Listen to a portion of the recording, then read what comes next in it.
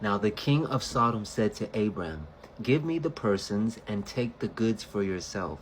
But Abram said to the king of Sodom, I have raised my hand to Yahweh Elohim Most High, the possessor of heaven and earth, that I will take nothing from a thread to a sandal strap, and that I will not take anything that is yours, lest you should say, I have made Abram rich, except only what the young man have eaten, and the portion of the men who went with me, Aner, Eshcol, and Mamre. Let them take their portion. Genesis chapter 14, verse 21 through 24, exegesis. Let's get in that word, Lord, past family.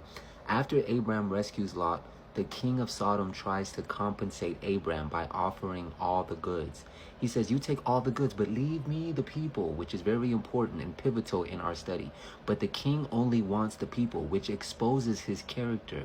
He values human souls as possessions, the same way that end-time Babylon values human souls and possessions. This mirrors end-time powers that value control over souls, over the souls of men and women, more than anything else. That's why when you look in Revelation chapter 18, it talks about this power, Babylon. It says, Revelation chapter 18, beginning in verse 11, and the merchants of the earth will weep and mourn over her, for no one buys their merchandise anymore. Merchandise of gold and silver, precious stones and pearls, fine linen and pearl and purple, silk and scarlet. We're getting there. Every kind of citron wood, every kind of object of ivory, every kind of object of most precious wood, bronze, iron, and marble, and cinnamon, and incense, fragrant oil, and frankincense, wine, and oil, fine flour, and wheat, cattle, and sheep, horses, and chariots. In our modern context, cars, planes, jets, cattle and sheep, planes, jets, horses and chariots, yachts, and bodies and souls of men. We ain't even gonna get down to the specificities of that because it really makes me sick. But that's what Babylon mirrors. Just like this story of Sodom. When the king of Sodom, he said, Abram, you take the goods, leave me the people. So once again, we're seeing in Genesis the foundation and fundamental principle for all that is modern. Everything that we see in modern today's society, it all has its origin and foundation and fundamental principle in Genesis, in the Tower of Babel, in Babylon, in the ancient Mesopotamian world, in Babylon, the first kingdom. Babylon, Medo-Persia, Greece, Rome, then the United States of America. Are these the prophetic kingdoms of the Bible?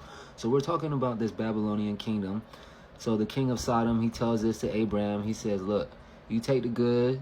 Let me get them people. Let me get them souls. Let me get them souls of men. So Abram's oath before Yahweh Elohim, Yeshua, Mashiach. Abram refuses the offer because he has already sworn to Yahweh Elohim, Elohim Most High, the true possessor of heaven and earth, the true possessor of the souls of men. That's who Abram has already made a covenant with. So he's like, what did you say, king of Sodom? Take the what and left the what? Abram is declaring, Yahweh alone is his provider. He will not be indebted to the wicked powers. His allegiance is to Yahweh Elohim, not earthly kings. Do not put your trust in men. Put your trust in Yahweh Elohim. This mirrors Revelation chapter 14, verses 12. Those who keep the commandments of God and have the faith of Jesus. This mirrors the remnant, the loipos. Elohim and the faith of Yeshua, regardless of the pressure and the external situation and circumstances. Abram rejects all earthly gain.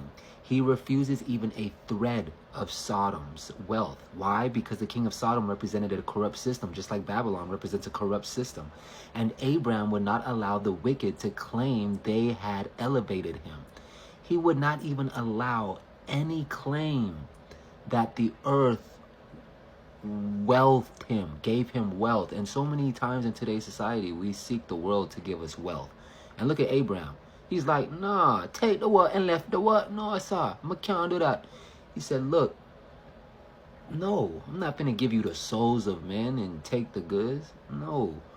In the last days, the faithful refuse any compromise with the beast power, just like Abram. Abraham refused to compromise with Sodom, and the end time remnant, the end time loipos, will refuse any compromise with the beast power.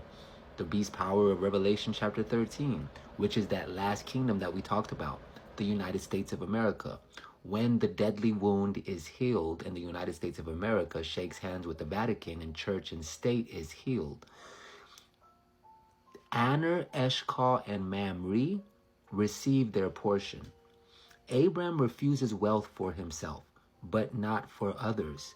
Aner, Eshcol, and Mamre fought alongside him, so Abram ensures they are compensated. This shows Abram deals in integrity. Abram honors alliances, unlike the kings of Sodom. The righteous never block others' rightful blessings. Abram would not permit even the appearance that earthly powers had enriched him. His trust was in Elohim, Yahweh Elohim alone, and he would not allow any compromise to weaken his witness. Patriarchs and prophets. This perfectly reflects a last day mindset. Completion dependence on Yahweh. No partnership with corrupt systems. Just like Abram, he says, no, I can't do that. I'm not going to let you have the souls of men while I take the goods so that Sodom can say I received my wealth from the world. Do not store up for yourselves treasures on earth where moth and rust destroy and where thieves break in and steal. Store up for yourselves treasures in heaven where moth and rust cannot destroy and where thieves cannot break in and steal. For where your treasure is, there your heart will be also. This perfectly reflects a last day mindset, brothers and sisters. No partnership with corruption. Psalms 121 verse 2. My help comes from Yahweh, who made heaven and earth. Just like Abraham, Yahweh is proving in your life that you don't need the world's approval, the world's resources, or the world's validation. He himself will sustain you, elevate you, and protect you. The same Yahweh Elohim Yeshua HaMashiach who fought for Abraham fights for you today. And soon Yeshua will finish the work which he began in you. Just like Philippians chapter 1 verse 6 says.